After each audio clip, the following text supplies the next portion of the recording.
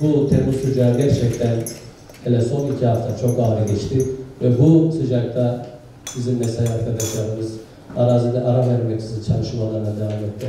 Derme Deresi gibi büyük bir proje tamamlandı değerli arkadaşlar. Park bahçe ekibimiz yani neredeyse 24 saat çalıştı desek abartı olmaz. Parkı bitirdiler. Asfalt çalışma zaten 15 Eylül gibi sona eriyor. Asfalt ekibimiz Taşra'daki çalışmalarını aralıksız bu sıcakta devam ettirdi değerli arkadaşlar. Hemşehrilerimizin memnuniyeti için çalışıyoruz. Temmuz ayı içerisinde Hasırcı mahallemizdeki kültür evi hizmete açıldı. 2 tane taze hizmeti orada görüldü. Pazar günü mevlid orada okutuldu. Gelen bütün hemşehrilerimiz inanın belediyemize dua ettiler. Hayra vesile olmak hayır işlemek gibidir. İnancımız bunu gerektiriyor.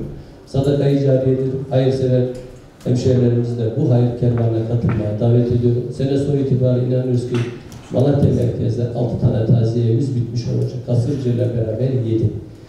Bu sıcak yaz gününde 43 derecelik sıcakta o tertemiz mekanda serin klimanın altında taziye kabul etmek, taze sahipler için de güzel bir durum, taze misafirler için de gerçekten çok güzel bir durum oldu. Yoksa bu sıcakta o çadırın altında plastik sandalyede oturmanın ne demek hepimiz yaşıyoruz. İnşallah bu hizmet kervanını sürdürmeye devam edeceğiz. Her birimizin emeği vardır bu faaliyetlerde, bu çalışmalarda hepinize ayrı ayrı teşekkür ederim. Bak parkımız bitti. Şu anda ekibimiz bütün gücüyle Ordu'daki büyük parka geçecek. Göletten Çınar'a kadar 100 dönümlük bir alanda çalışıyoruz. TOKİ'nin evleri bitirmesine paralel. Bizler de aynı şekilde inşallah bu büyük parkı bitirip oraya yerleşecek 8500 ailenin hizmetini sunacağız. Bu belediyenin asli görevidir. Hani bazıları der ki ya ben kulübedeyim, ben şuradayken park yapıyorsun. Evet kardeşim, devletimiz sana ev yapıyor. Senin evin bitmesine paralel biz de senin nefes alacağın yeşil alanı inşallah sizin hizmetinize sunacağız. Evlerin bitmesine paralel siz de o parkı bitirin inşallah.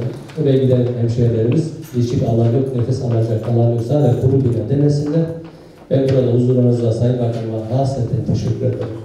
Bize sunduğu desteği parti ayrımı yapmaksızın bütün belediyelere aynı yardımı yapıyor.